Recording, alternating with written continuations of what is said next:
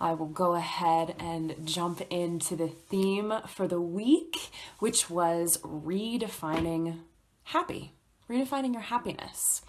The video that I shared earlier this week on Monday was mentioning defining happiness from the inside out.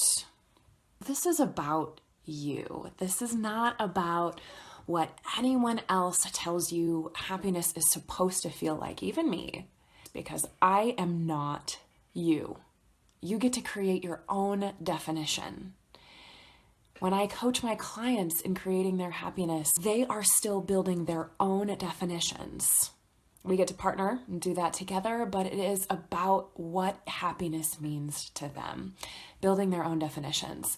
In order to do that, we have got to break down the ideas that we've been carrying around from other people's expectations, society's expectations, everyone else's expectations, what we think we should be doing. We've got to break that down and begin to build it up and define it from the inside out. And that's where I come in. That's where I get to play and partner with people to help them create it from the inside out.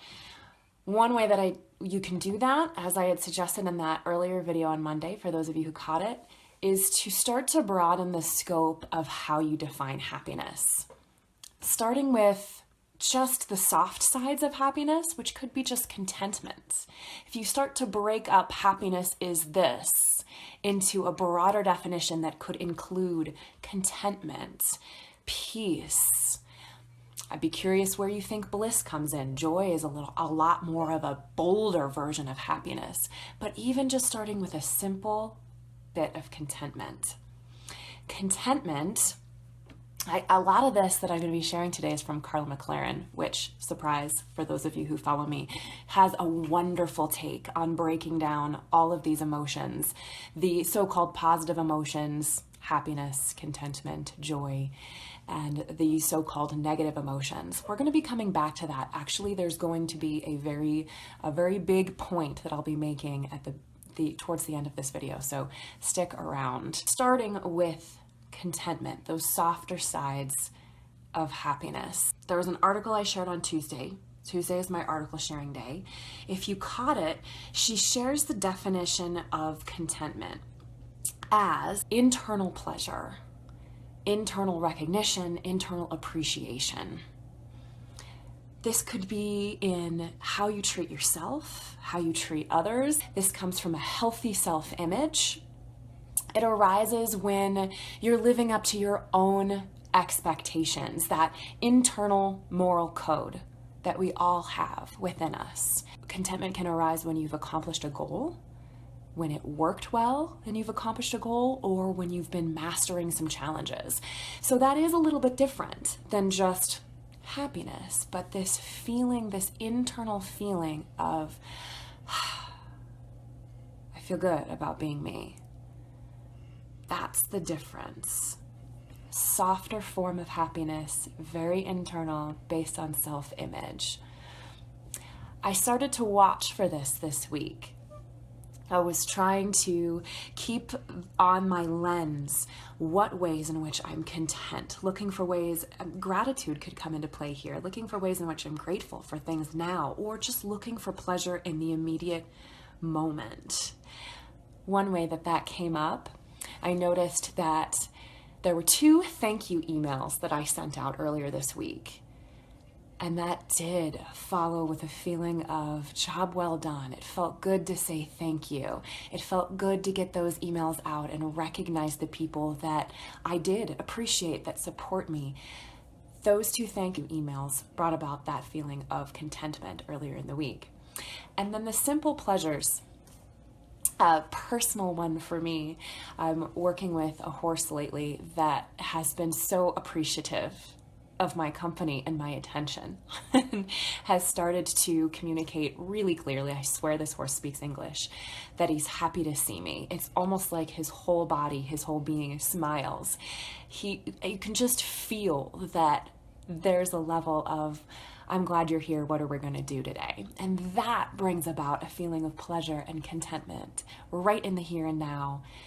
It's just a lovely time to share a moment with another being that appreciates your company. There was some contentment from me.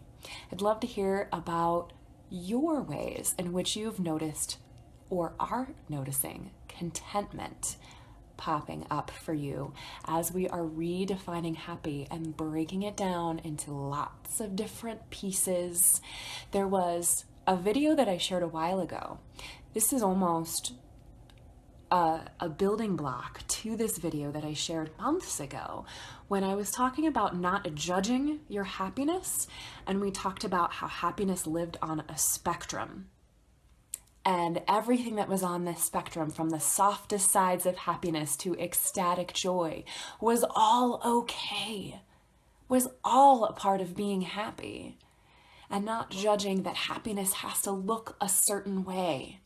Check out that video. It's on my YouTube channel, which I think should be starting to be easier to find as I'm polishing that. Right now, I think you have to search under Annika Weinfeld. That video is another complimentary resource to breaking down how we think happiness is supposed to look and starting to build our own definitions from the inside out.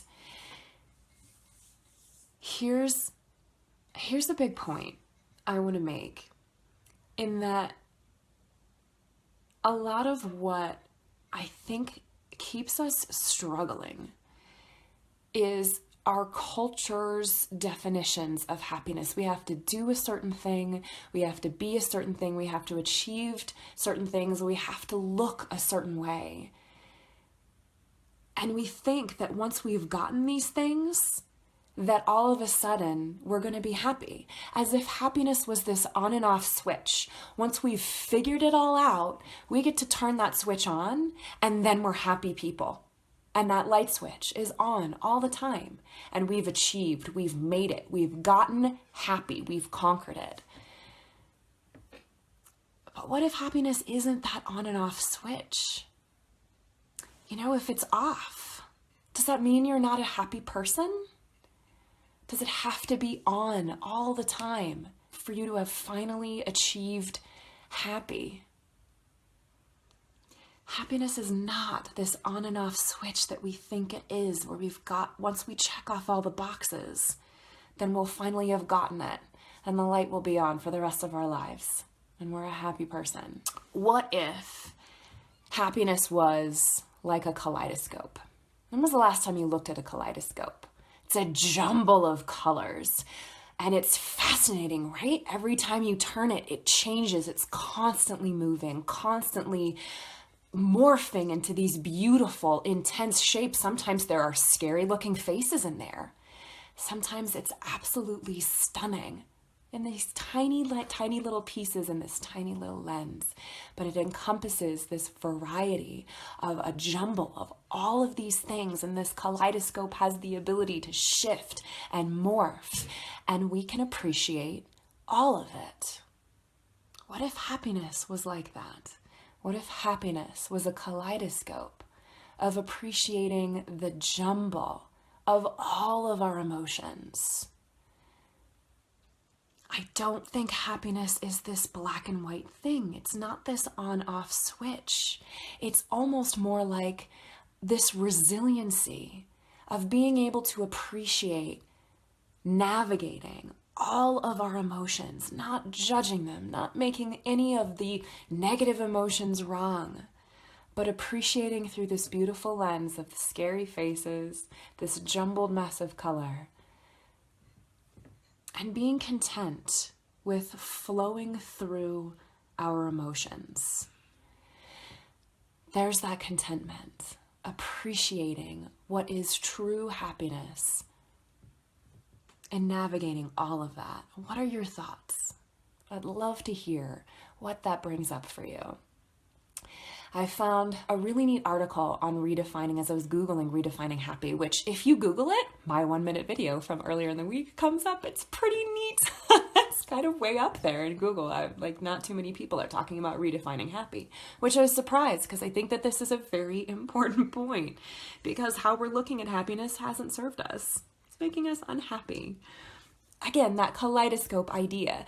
So I found this article shared by a woman named Shauna Dickinson, who calls herself the Luggage Lady, is her blog. It's pretty neat. If you Google Redefining Happy or Redefine Happy, Shauna Dickinson will pop up as the Luggage Lady, and her blog about redefining happy had a beautiful quote in it.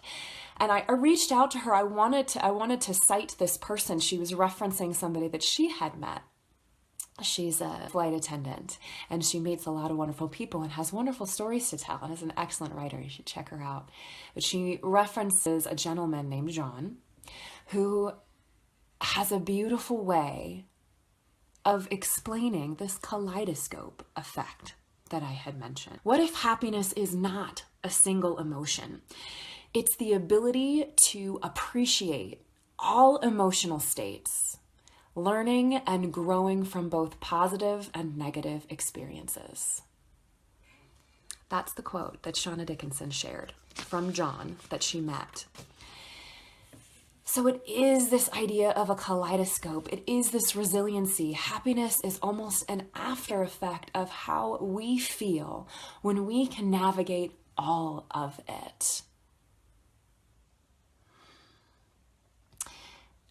That's a lot of what I'm doing with these videos. It's just inviting us to change the conversation, to get it in our awareness, to practice building our own definitions, and to get out there on the court and try these little things, these tiny happinesses, which always makes me laugh. Hey, if we're not laughing, it might be a little bit too serious. So if we can get this in our awareness, that is the big intention by having this conversation and sharing with each other. I would love your feedback. For those of you who watch this later, pop in the comments any thoughts, ways in which you noticed contentment throughout the week, ways in which you're going to look for contentment, ways in which you define happiness. Where is it about peace? In what ways can you find peace? When does happiness shift to joy? Where is that line between happiness and joy? Where is your spectrum? It's your definition, not anyone else's. No one else can define that for you. Otherwise, it doesn't really work. Then it's coming from the outside in. If you found this valuable, please share it. And happy Thursday. Happy Thursday morning with the natural light that I just love. It's so refreshing. That natural light first thing in the morning. Love you all. Have a great day.